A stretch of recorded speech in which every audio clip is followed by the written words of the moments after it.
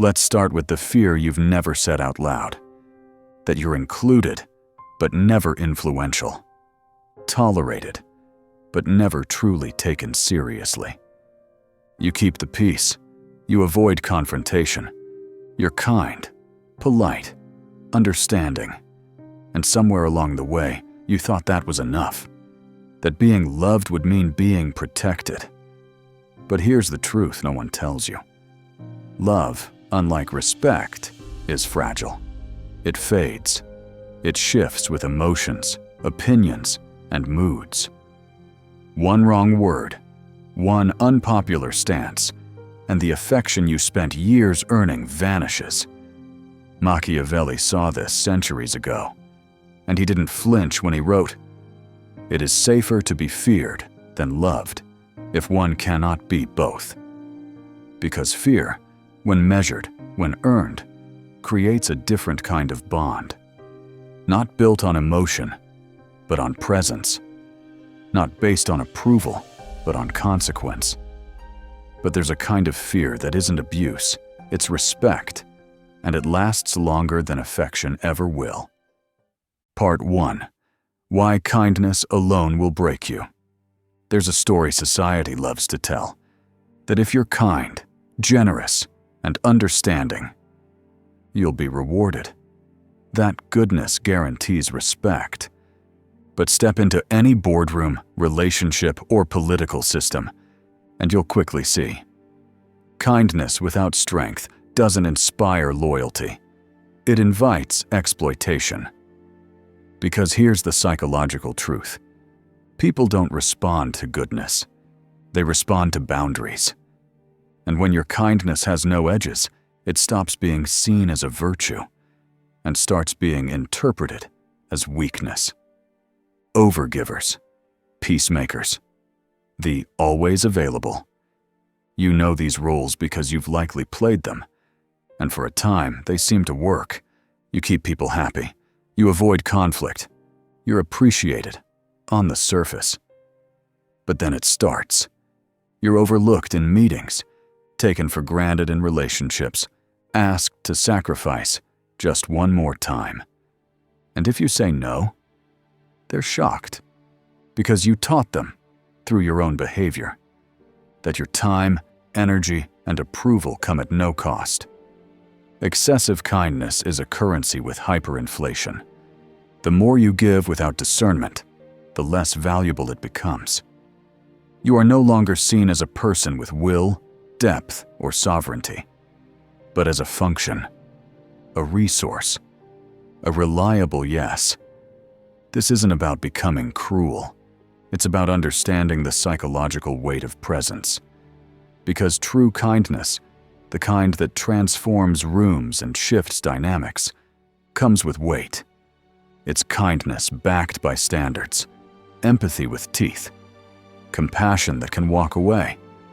Machiavelli saw it clearly. Men forget more easily the death of their father than the loss of their inheritance. A brutal line. But what it reveals is profound. People remember impact, not intentions. They remember lines they couldn't cross, not how nicely you asked them. So ask yourself, has your kindness been seen, or simply spent? In a world driven by leverage, kindness without consequence isn't just naive, it's forgettable. But what if you could be kind and still untouchable? Part 2. The power of fear without hate. There's a kind of fear that destroys and a kind that protects, and the difference between the two is everything. Machiavelli, misunderstood by many, saw this distinction with surgical clarity. He never advocated for cruelty for its own sake. He warned against it. It is much safer to be feared than loved, if one must choose, but never hated. That final clause is where most get it wrong. True leadership, effective, enduring leadership, requires fear. But it must be measured, calibrated, and strategically applied. Because irrational fear sparks rebellion. But rational fear, The kind that says, "Cross this line, and there will be consequence." That fear builds respect. This isn't the fear of oppression. It's the aura of consequence. It's the discipline of clarity. People don't respect you because you're aggressive. They respect you because your silence carries weight, because your standards are non-negotiable, because they know when you speak, you act, and when you act, you don't bluff. This is fear without hate. And it is the rarest and most stable form of influence. It's the leader who doesn't raise their voice, but commands a room. The manager who doesn't micromanage, but is never second-guessed. The friend who forgives once. Let's be precise. Fear that works is not based on intimidation. It's based on predictable consequence. If your strength is erratic, impulsive, or performative, it breeds paranoia, and paranoia always turns into resistance. But if your power is quiet, disciplined, and purposeful, you become someone that others don't dare to disappoint. Not because they hate you, because they admire you, just enough to fear crossing you. Machiavelli warned that laws alone are not enough. Laws are only respected when they're backed by force. But force without law becomes chaos, and chaos eventually collapses on itself. A wise prince should build his foundations on both law and force. The one belongs to men, the other to beasts. And those who wish to rule must know how to act as both. This duality, the lion and the fox, isn't metaphor, it's method. To rule effectively in any arena, business, politics, even personal life, you must become comfortable with this paradox. Kindness opens hearts, but measured fear protects the kingdom. So here's the question. Do people respect your boundaries because they admire you, or because they know the cost of violating them? Because only one of those endures. But too much power, too predictably used, becomes weakness too. Part 3. Unpredictability, your most strategic weapon. There's one quality in leadership that commands attention more than any title, strategy, or speech. Unpredictability. Because once people can predict you, they can manipulate you. They know your moves, your limits, your patterns. And predictability breeds complacency, or worse, exploitation. Machiavelli understood this long before behavioral psychology gave it a name. A leader who is always kind becomes easy to exploit.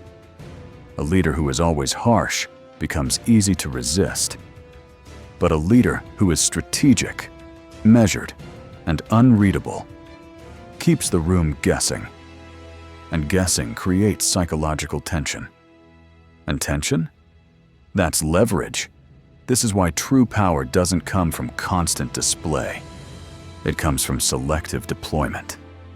Think about it. What makes lightning terrifying is not its volume, but its timing.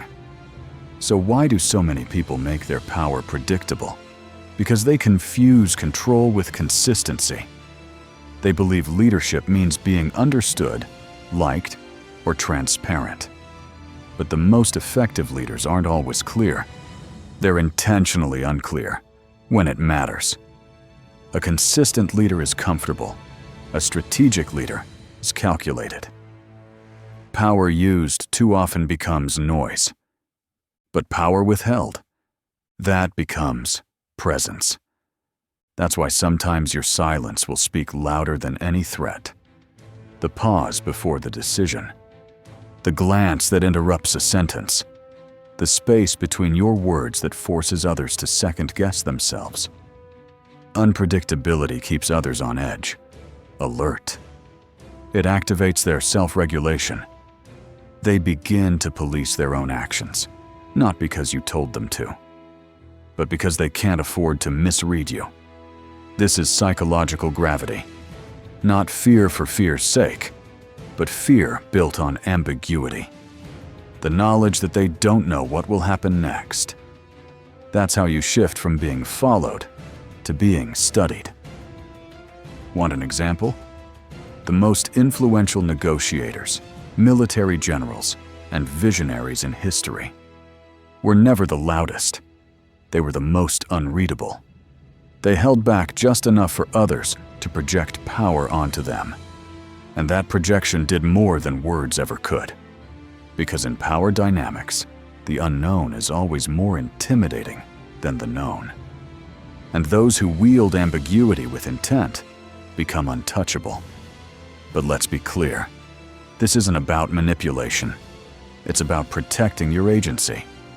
Because when people can't predict you, they can't contain you. And when they can't contain you, you stop being someone they manage and start being someone they respect. Still think being respected is about pleasing everyone? Let's talk about your biggest liability. Part 4. The obsession with being liked is your weakest link.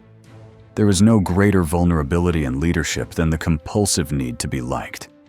Because the moment you chase approval, you surrender authority. You shift your center of gravity outward, allowing others to dictate how you show up, what you say, and what you tolerate. The most dangerous myth modern society sells you is this: that being liked is the same as being respected. It's not. Being liked is transactional. It depends on comfort, convenience, and how much you mirror what others want to hear. It is fragile, based on mood, groupthink, and social trends. But respect is earned through boundaries, consistency, and a refusal to compromise your values. Machiavelli warned plainly, "He who seeks to be loved by all will inevitably be controlled by all." And he was right.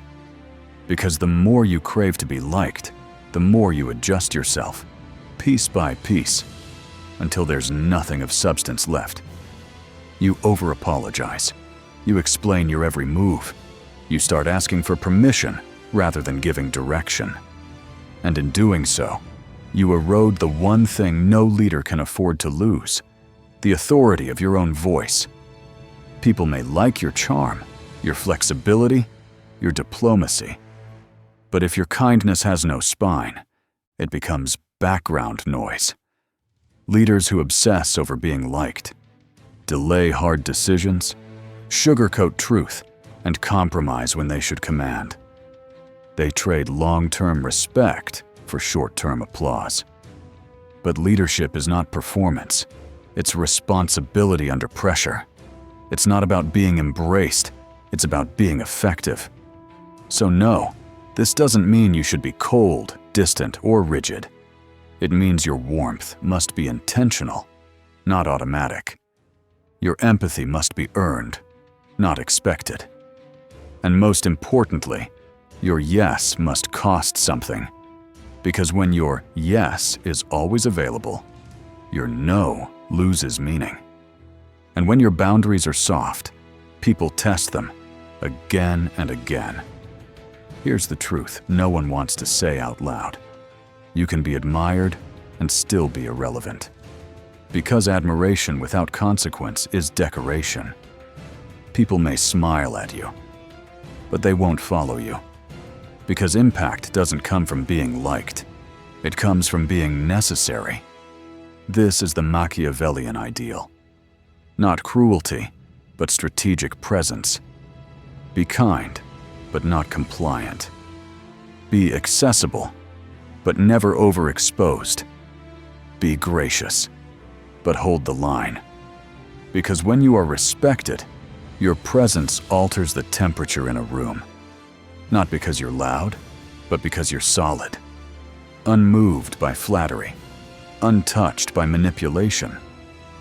So ask yourself, truthfully, are you trying to lead, or are you trying to be liked? Because you can't do both, at least not at the same time. But to truly lead, you must embrace something most fear: loneliness. Part 5. The price of power. Loneliness and loyalty. The stronger you become, the lonelier you will feel.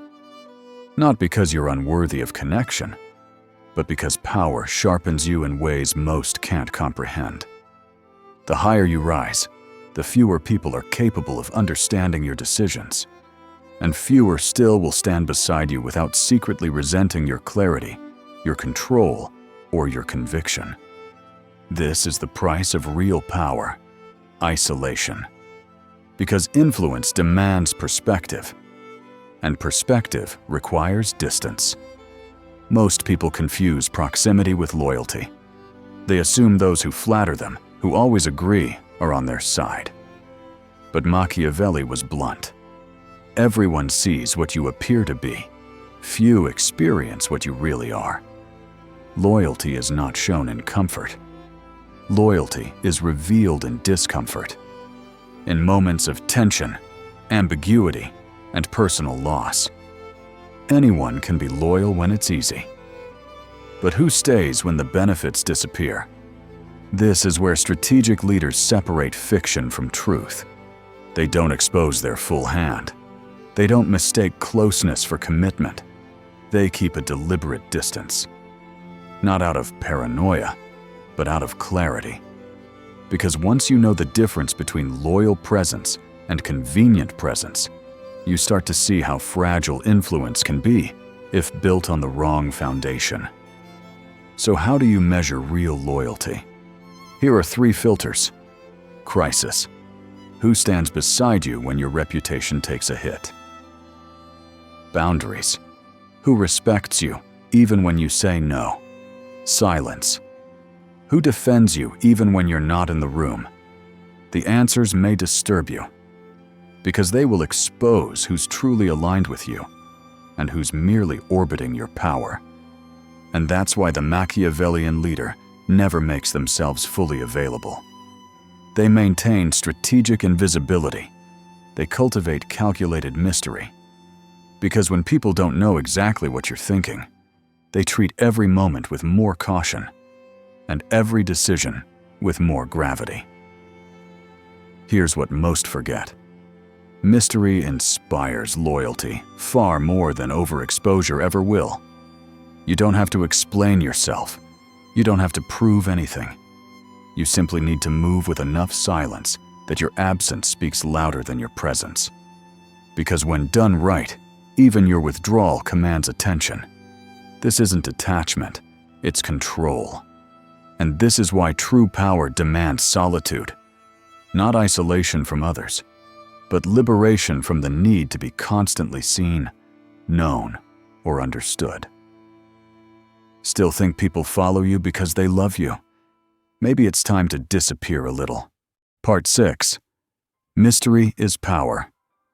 No one fears what they fully understand. No one respects what they can easily explain. No one follows what is entirely predictable. This is why mystery isn't weakness. It's authority in its purest form. In a world obsessed with visibility, the leader who knows when to disappear commands more than the one who never stops talking. Effective authority speaks less, reveals less, but impacts more. Machiavelli never said the most powerful must always be seen. He implied the opposite, that the most dangerous players are those who move in silence, those whose motives remain unreadable. Why?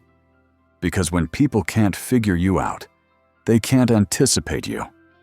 And when they can't anticipate you, they tread lightly, they self-regulate, they second-guess, and that's where real control begins. Mystery isn't confusion, it's calibrated silence. Mystery influences without needing to persuade. Think of the people you respect most, the ones whose presence shifts a room. Not because they're loud, but because they're unreadable. They don't speak often, but when they do, the room listens. They aren't always visible, but when they appear, they matter. That's not charisma. That's calculated mystery. Because here's the uncomfortable truth. Predictability is vulnerability.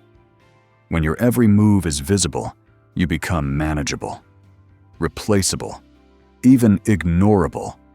But when you're just out of reach, just a bit unclear, just silent enough to raise questions, you become memorable. And memorable equals powerful. So how do you turn mystery into influence? Speak after the silence has spoken. The one who reacts first loses leverage. Let silence do the tension building for you. Never explain everything. People respect what they don't fully grasp. Give them just enough to stay curious, never enough to feel they know you. Break patterns. When they expect calm, deliver action. When they expect reaction, stay still. Surprise creates presence. This is not deception. This is presence by design. The less you give, the more they project. Their assumptions, their doubts, their fears, all fill the space you've left open. And that space, it becomes your leverage, because power isn't always seen, it's felt. So, stop trying to be understood. Start becoming unreadable, and you'll notice something change. People will start watching their words around you. They'll adjust their tone. They'll hesitate, not out of fear, but out of respect for what they can't define. But what if the real power wasn't in how much you say, but in how deeply you observe? Part 7. The Invisible Game. How leaders use psychology. The best leaders don't lead through noise. They influence through clarity, timing, and invisibility. This is the game Machiavelli truly understood. That raw strength can create fear, but psychological insight builds control that lasts. Leadership is not just about issuing commands. It's about shaping perception before words are even spoken. The weak leader reacts. The strategic leader observes. And what they observe is this. People rarely resist what they believe was their own idea. Instead of pushing, you create space for someone to walk. And they will think it was their decision all along. That's power. So how do leaders use psychology to lead without force? Watch behavior, not words. People say what's polite, but their tone, patterns, delays, discomfort, those reveal the truth. That's where influence begins. Lead by suggestion, not imposition. Instead of saying, "Do this," say, "What do you think we'd gain if?" The moment someone engages the idea, it becomes theirs. Trigger thought, not defense.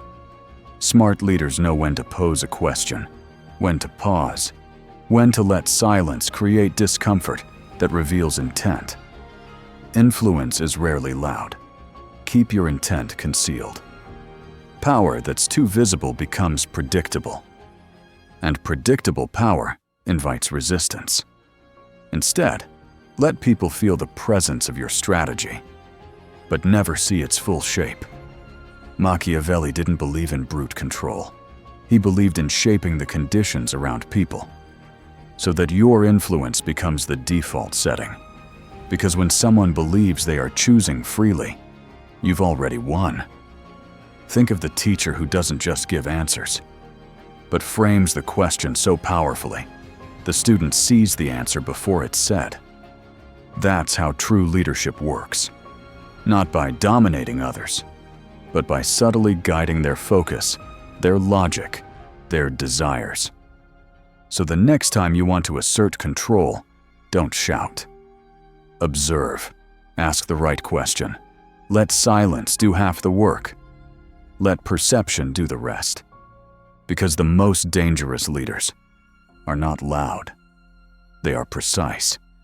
But even the sharpest strategist will fall unless they know how to lead when the storm hits.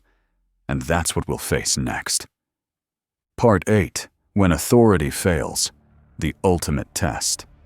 You'll never know how strong your leadership truly is until the moment it begins to crack. Anyone can command when things are going well, but real authority is revealed in collapse. The room goes silent. Eyes turn to you.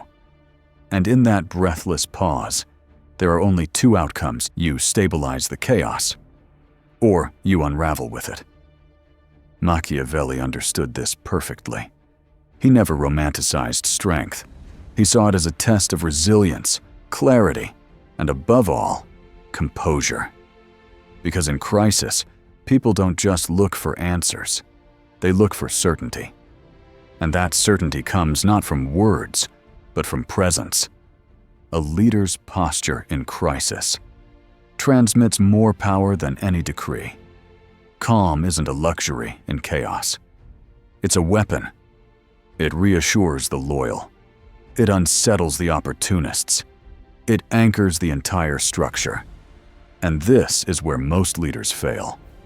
Not because they lack power, but because they react instead of command. They flinch. They over-explain.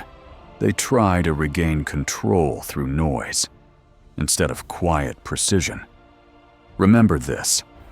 In crisis, people follow the one who seems least afraid. This doesn't mean hiding fear. It means mastering it. It means stepping into the center of the storm and choosing stillness when everyone else is spinning. Leadership at its core is not about invincibility. It's about being the last to lose yourself when everything else is coming undone. Because when power slips, and it will, you are no longer leading with titles, with systems, with reputation. You are leading with tone, with presence, with how you breathe. In the moment, everyone else forgets how. And that's why those who endure, the ones remembered, not just obeyed, are not the loudest, but the most composed. They don't cling. They don't panic. They adjust. Their silence, their stare, their posture speak louder than commands. So if you ever find yourself at the edge of collapse, don't try to force control. Become the anchor.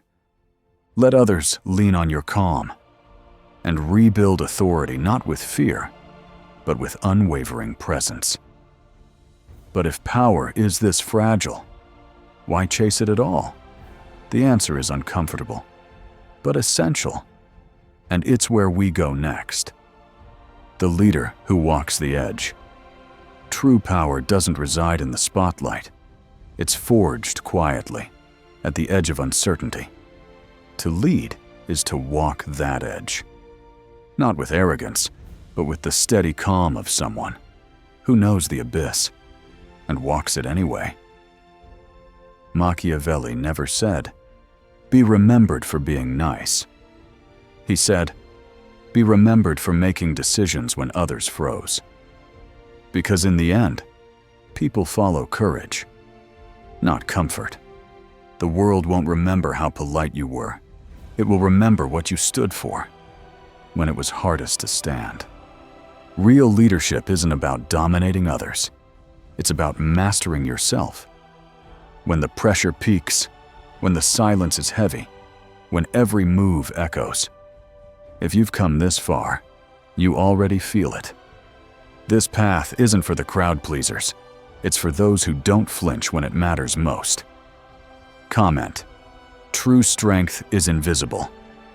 If that sentence feels true to you, it's because you've already begun the transformation. Power doesn't need to be shown. It needs to be embodied.